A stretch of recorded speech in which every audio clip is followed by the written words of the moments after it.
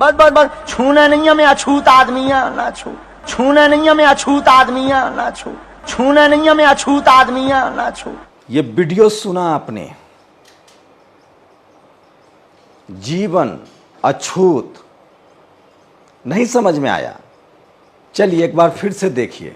आइए आइए, बस बस बस, छूना नहीं है, मैं अछूत आदमी है ना छू, छूना नहीं है, मैं अछूत आदमी है ना छू, छूना नहीं है, मैं अछूत आदमी है ना छू।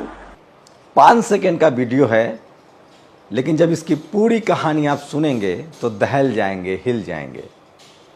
ये शख्स धीरेन्द्र शास्त्री है, बागेश्वर धाम नाम का मंदिर चलाता है मध्य प्रदेश के छतरपुर में। इससे पहले भी ये बदनाम हो चुका है जब ये कह रहा था कि मुसलमानों के घर पर बुलडोजर चला देंगे। अब ये कह रहा है कि जीवन हो, तुम दूर रहो, अछूत हो, फिर पैर हटा लेता है। इससे पहले भी इसकी एक तस्वीर वायरल हुई थी, कोई शेड्यूल कास्ट ओबीसी ही होगा या आदिवासी होगा जो इसका पैर धो रहे थे। यह है धार्मिक कर्मकांड। इस देश में जब आप वर्ण व्यवस्था मानते हैं तो जो संविधान के हिसाब से एससी एसटी ओबीसी है वो वर्ण व्यवस्था के हिसाब से शूद्र और अछूत है। मैं किसी धर्म के खिलाफ नहीं बोल रहा हूं, जो व्यवस्था है उसकी बात बता रहा हूं। जो भी वर्ण व्यवस्था को मानेगा, जो भी ब्राह्मणवाद सनातन के पक्ष में है, उसको इस नियम को पालन करना पड़ेगा। अगर आप हिंदू धर्म, जिसको मैं ब्राह्मण धर्म कहता हूं, सनातन धर्म कहता हूं, अगर आप उसको मानते हैं, जो ये लोग सनातन कहते हैं, वैसे तो भारत में सनातन बुद्धिज़्म है। भारत में सबसे पहले बुद्ध हुए, 2500 साल पहले तो बुद्ध हुए, उससे पहले 25 बुद्ध थे। तो खैर आता रहता है, बीच में मुग़ल भी आए, इस्लाम भी फैला पूरी दुनिया में, क्रिश्चियन भी थे। सब जिसका राजा होगा वो अपने धर्म का प्रचार प्रसार करेगा। जैसे सम्राट अशोक था, उन्होंने अपने धर्म का प्रचार प्रसार किया था। सोचिए, आदमी सरेआम कह रहा है अछूत, पनिशेबल ऑफेंस है। आप किसी को इस तरह से जाति सूचक शब्द नहीं कह सकते हैं, खासकर उन लोगों के साथ जिनके साथ अनटचेबिलिटी हुई है, जिनके साथ अछूतपन का व्यवहार हुआ है, उसको आप अछूत नहीं कह सकते हैं।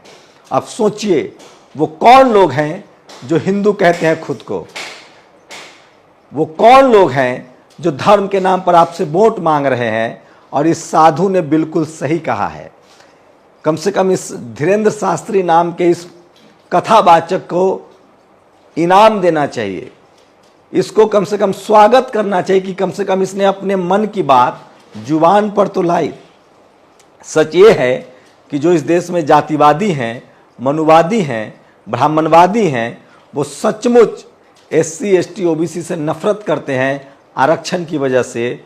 एससी एसटी ओबीसी माइनॉरिटी से नफरत करते हैं आरक्षण की वजह से। मुसलमानों से नफरत करते हैं ऐसे लोग धर्म की वजह से। आप कल्पना कर सकते हैं कि एक सरेआम मंच पर किसी को अछूत कहना। लेकिन मैं फिर कह रहा हूं, जब तक हम लोग फूले पेरियार अंबेडकर की बात नहीं मानेंगे। फूले साहब ने क्या कहा था? विद्या बिन गति गई, गति बिन मति गई, मति बिन व्यापार गया, व्यापार बिना तुम शूद्र कहलाए। पेरियार ने क्या कहा है? मैं उस धर्म को लात मारता हूं जो धर्म मुझे नीच कहता है। आप बताइए, मुझे आप अछूत कहेंगे, नीच कहेंगे, मैं उस धर्म को मानूंगा? सोचिए, जिस धर्म में है रतनलाल, उन्होंने एक ऐतिहासिक इतिहास के प्रोफेसर हैं। मस्जिद में एक पत्थर मिली है, अभी वो तय नहीं हुआ है कि वो शिवलिंग है। उस पर उन्होंने अपनी प्रतिक्रिया दी, जेल जाना पड़ा। हम लोग रिपोर्टिंग कर रहे थे, हमारे रिपोर्टर के साथ मारपीट हुई, हमारे साथ भी बदसलूकी हुई। सोचिए हो क्या रहा है इस देश में। एससी एसटी ओबीसी माइनॉरिटी के लोग अभी भी अपनी बात कहना शुरू नहीं किए हैं, तो इस तरह का रिएक्शन है। सोचिए, बाबा साहब महान क्यों हैं? बुद्ध महान क्यों हैं? उस दौर में बुद्ध अकेले थे जो बात कर रहे थे और लड़ रहे थे। कबीर साहब महान क्यों हैं? क्योंकि उस दौर में वो अकेले बात कर रहे थे, समूह में बात नहीं हो रही थी।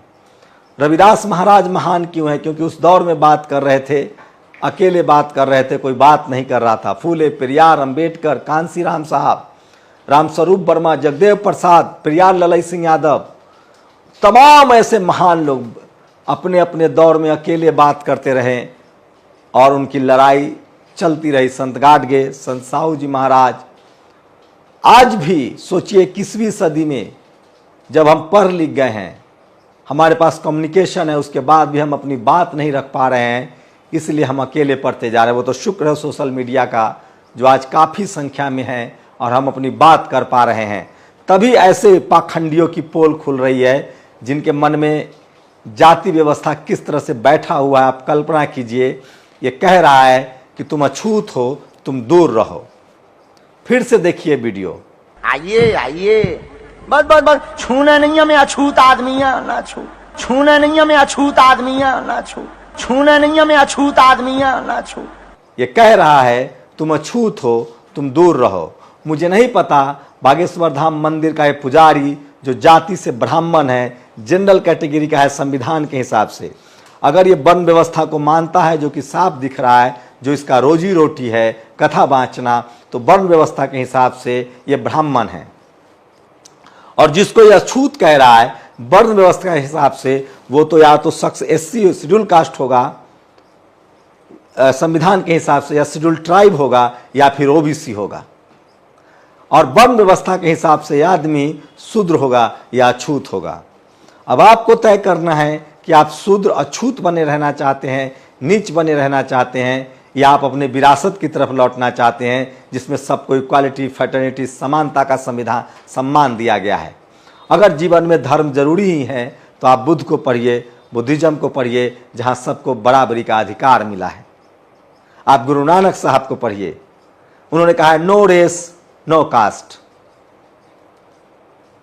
तो मैं फिर कह रहा हूं कि इस देश में वो कौन लोग हैं जो जाति के नाम पर भेदभाव कर रहे हैं। कौन किस धर्म में जाति के नाम पर वर्ण व्यवस्था है।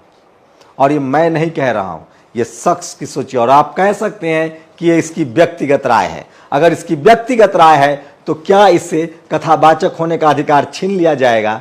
क्या इसे कानूनन रूप से सजा नहीं मिलनी चाहिए? और क्या इस देश का पूरा हिंदू समाज इसका बहिष्कार करेगा?